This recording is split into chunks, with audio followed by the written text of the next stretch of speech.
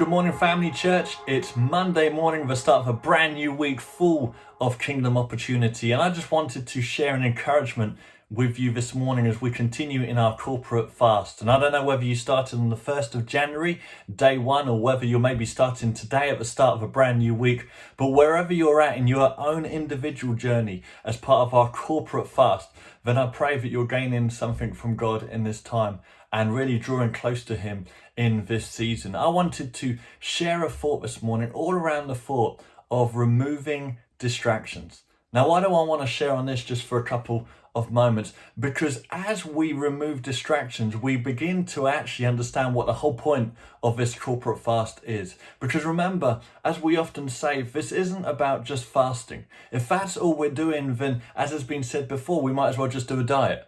This is about fasting and praying, fasting and seeking God, fasting and drawing away from the noise of other things in order to hear the heartbeat of God for our lives, for our families, for our church, for whatever area of your life you need to hear God in. So I want to look at this verse, Proverbs chapter 4, verse 25, because in order to really get the most out of this time, we're going to have to remove some distractions and we're going to have to look to put some things practically in place in our life. So Proverbs 4 verse 25, I'm reading from the Passion translations. It says, set your gaze, I love those words, set your gaze on the path before you.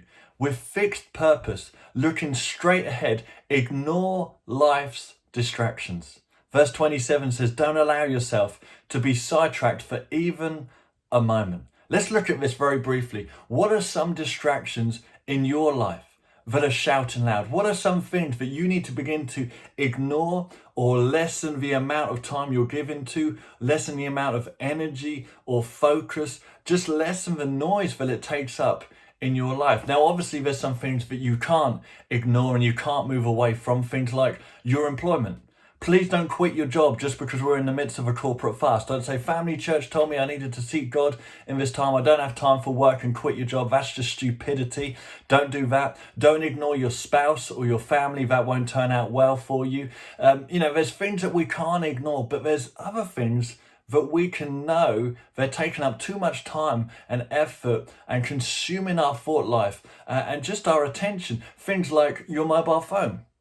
Things like the remote control for the television, things that are taking you away from all that you could gain in this moment. So let's look at some practical things in this, some practical tips to help us stay focused and looking straight forward into all that God has for us in this time of corporate fasting so that we get the most out of this time. Here's some practical tips.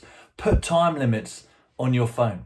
You can do this with screen time nowadays, but if there's an app that you know that you're on too much or something that you're doing on your phone, then you can put a limit on that. And when that comes up, do you know what? I'm spending too much time. I'm going to draw some time out of this and actually focus in on God in this season. Set an alarm to pray. Have notifications come up on your phone to say, now's the time to pray, whether that's every hour, whether that's every quarter of a day, whatever it looks like for you. The notification comes up and it's just a reminder, a trigger to seek God in that moment.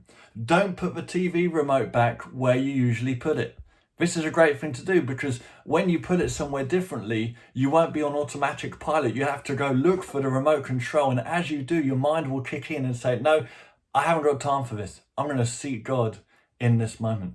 Put your phone in a drawer last thing at night and don't get it out in the morning until you've spent time in prayer or spent time in the Word. Put your Bible by the kettle so that when you go to make your coffee or your tea in the morning or whatever you may be having in this time of fast, maybe your herbal drink of choice or whatever it might be, as you go to do that, you see the Bible there and you make a conscious decision. I'm going to spend time with the Word this morning. Write your own list, whatever does it for you. Maybe you want to share some comments on this video and say, this is what works for me, some practical tips that helps you to remove distractions from your life and to set your gaze forward into all that God has for you in this season. Come on, family church, let's make the most of this corporate fast together.